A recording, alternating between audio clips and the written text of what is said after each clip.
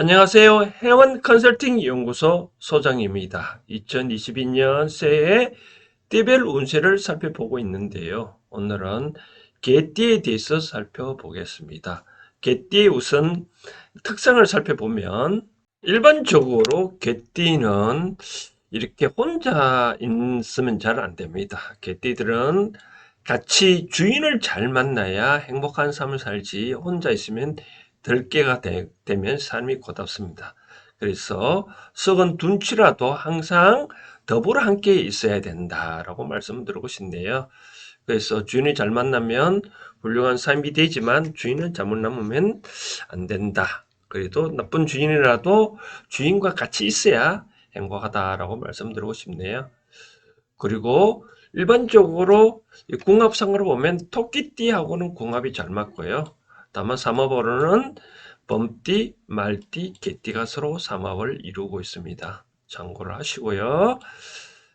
원진살은 뱀띠하고 원진살이 있네요. 왜 그러냐면 일반적으로 이 개는 잘 짖잖아요. 그렇죠? 근데 뱀띠는 이 촉이 발달되는데 그 대신 기가 없습니다. 근데 개의 짖음에 뱀띠가 매우 싫어합니다. 그래서 뱀띠와 개띠는 서로 원진 관계에 있고 또 하나는 용띠하고도 상충 관계에 있습니다. 용은 아침에 이제 하늘로 올라가야 되는데 누가 본다든지 누가 짖으면 다시 올라가지 못하고 이무기를 남거든요.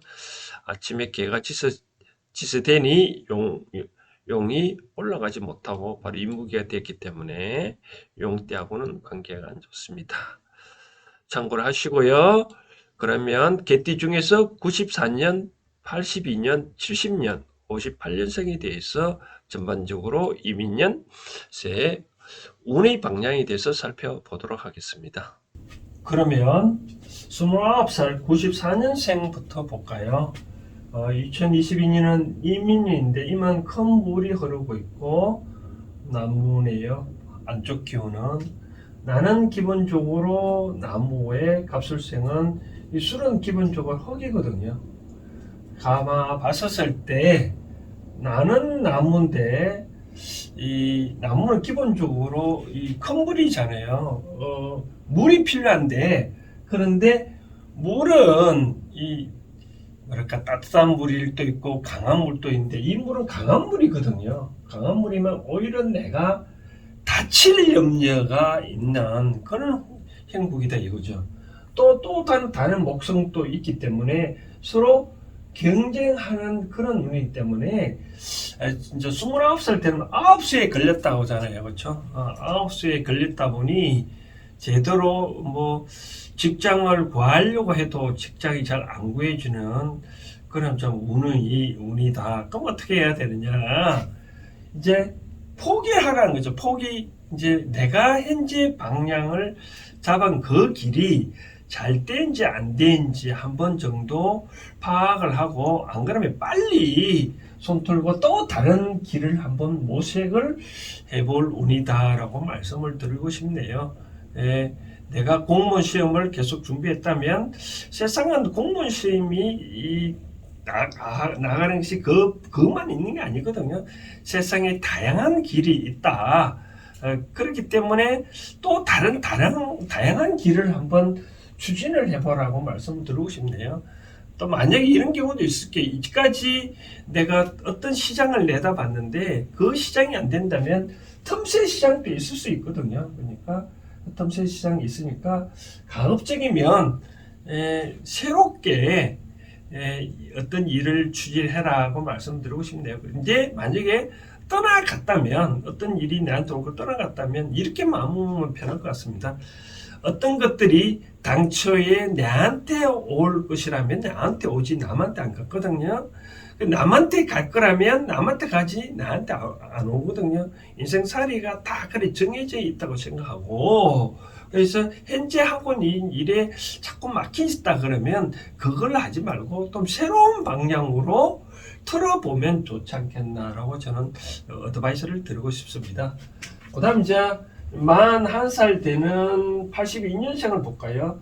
임술생에 태어났는데 이 임술은 이만 큰 물이거든요. 큰 물이고 흙인데 가만 보니까 나도 물이고 바깥에 큰 물이 흐르고 있네요. 이제 41살쯤 되면 이제 경쟁, 나도 물이고 상대도 물이니까 경쟁이 좀 심하다라고 보여주겠네요. 심하다라고 보여주고, 또 상대에 있던 목성이 또 뭐 있으니까 내가 또 바깥에 또 키워야 되는 그런 운이거든요. 바로 이런 운은 보니까 이 가급적이면 이 내적인 일에 신경 쓰지 말고 바깥 일에 많이 좀 신경을 쓰면 좋다. 왜냐면 어차피 바깥이 경쟁이니까 경쟁에서 살아남으려면 좀 더 치고 나가야 되는 그런 행위거든요. 그럼 우쭐대다가는 내가 경쟁에서 밀릴 수 있는 그런 의미입니다. 그래서 어떤 선택할 때는 하루라도 빨리 이 결정을 해서 해야지. 조금이라도 경쟁이 늘어지면 좀 힘들다. 그러니까 어떤 판단 일이 있으면 단답직으로 하루라도 빨리 결정을 하라고 말씀을 드리고 싶네요. 그리고 또 하나는 이제 이성적으로 보면 이 목성이 내가 키우는 이기 때문에 이 안쪽으로 보면 흙이 나를 또 어떤 이 길을 막을 수도 있는 운이다 라고 생각되어지거든요. 바로 이렇게 한다는 뜻은 좀 내적으로 나만 어떤 일을 가정에 좀 신경 써야지 다른 이성의 중에 눈을 돌리면 좀 안 좋다라고 말씀드리고 싶네요. 그래서 41살 되는 분들은 좀 과감한 판단이 필요하다라고 생각도. 혹시 이사를 가게 된다면 나를 중심으로 어디로 가냐면 북쪽으로 가면 좋고요. 그 다음 동북, 그 다음 동남, 서남 이쪽으로 가면 좋겠네. 이제 날 중심으로 우측 방향으로. 서쪽은 별로 안 좋고 서북 쪽은 방향이 안 좋고 동쪽은 안 좋게, 하여튼 여기 북쪽, 동북, 남동, 서남 쪽으로 가면 좋겠다라고. 일을 추진할 때도 한번 이런 쪽으로 한번 해보십시오. 남자 위주입니다. 그 다음 이제 53살 되는 분은 보니까 경술생에 태어나셨네요. 경은 금이거든요. 금이고 술은 흙이잖아요. 가만 보니까 이 불은 없고 기본적으로 나머지는 골고루 잘 갖춰준 해네요. 그럼 이런 해는 내가 어떤 일을 하더라도 일이 잘 풀린다라고 말씀드리고 싶네요. 일이 잘 풀린다. 그렇기 때문에 어떤 일을 추진할 때도 53살 되는 보면 좀 이 기존에 했다 좀 크게를 보라라고 말씀드리고 싶은데, 크게를 보라. 이제까지 우리가 잔잔한 어떤 나무만 봤다면 이 숲을 이뤄서 큰 거를 바라보면 좋지 않겠냐라고 생각을 말씀드리고 싶네요. 이제 53살 되면 이제 지천명이 나이가 좀 접어들잖아요. 그렇죠? 지천명이 하늘의 어떤 이치를 알 나이니까 이제는 좀 조그만 일을 해왔다면 좀 큰 일을 앞으로 내다 한 10년 후는 20년 후에 나의 어떤 이상향이 어떤 길로 나아가는지 그런 것도 한번 살펴봐야 될 그런 나이가 도래를 했다라고 보여지네요. 그렇다면 어떻게 될까요? 좀 가벼운 거는 버릴 거는 가감히 버리고 가질 것은 좀 가지고 그걸 취사 선택할 나이가 그런 해가 돌아왔다라고 말씀드리고 싶네요. 그래서 이제 이런 때는 제가 말씀드린 건 소탐 대시를 하지 마라.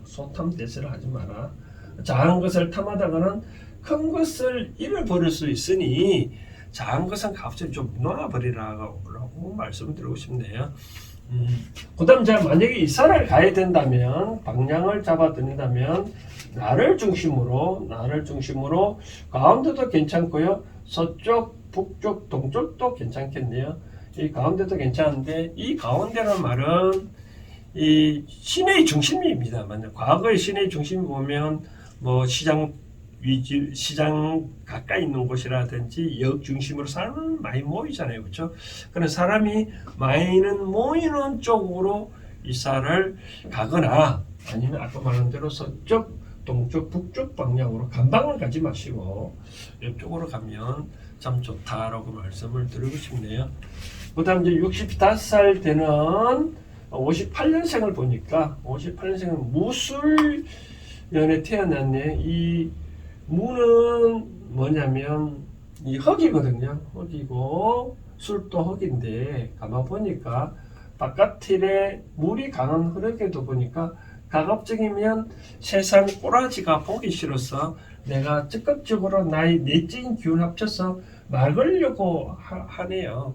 쉽게 말해서 관여하려고 보니까 또 그 속에 무시무시한 목성이 나를 해치려고 하네요. 바로 이런 형국이라면 가급적이면 저는 조언을 어떻게 들고 있으면 세상 일에 관여를 하지 말라. 관여하지 말라. 내가 관여를 하면 한 만큼 내한테 어떤 불이익이 닥친다. 즉 송사가 할 일이 있으면 송사 일을 좀 하지 말고 포기할 것은 가급적이면 좀 포기하라고 말씀드리고 싶네요. 자꾸 다른 말에 자꾸 관여하다 보면 구설수 들고 구설수 들면 결국 나한테 안 좋은 기운이 자꾸 오잖아요. 그렇죠? 안 좋은 기운이 오면 안 좋잖아요. 그래서 65살 이 자식은 또 여러 가지를 살펴봤을 때 내버려 두면 알아서 잘 커가는데 굳이 내가 한이 말해서 더 나쁘게 가거든요. 그래서 어떤 일을 할 때 우리가 간섭과 관심의 차이가 있을 수 있는데 이때 정도 되면 간섭은 하지 말고 관심 정도는 보이면 좋겠다라고 말씀드리고 있는데요. 세상 일이나 가정 일이나 관심을 끊으면 안 되거든요. 안 되죠. 그 대신 간섭은 하지 말라라고 말씀드리고 싶어요. 간섭하면 한 만큼 내가 손해가 다친다라고 보여주네요. 그러니까 세상은 내가 관여를 안 해도 간섭 안 해도 알아서 주변 일은 잘 돌아간다. 뭐 회사 일이나 가정 일 알아서 잘 돌아가는데 굳이 내가 끼어들면서 더 해가 안 좋다라고 말씀드리고 싶네요. 그리고 혹시 이사를 가게 되면 방향은 이런 쪽으로 잡아드리고 싶네요. 나를 중심으로 서쪽이나 남쪽, 서남쪽이나 동남쪽 이런 방향이 좋겠네요. 서쪽, 남쪽, 여기 동남, 서남 방향으로 가면 좋겠다라고 말씀을 드리고 싶네요. 끝으로 하나 첨부해드리고 싶은 사항은 어떤 분은 혹자는 이런 얘기를 하는데 개띠가 태어난 그에 얼마나 많은데 다 이런 식으로 되느냐.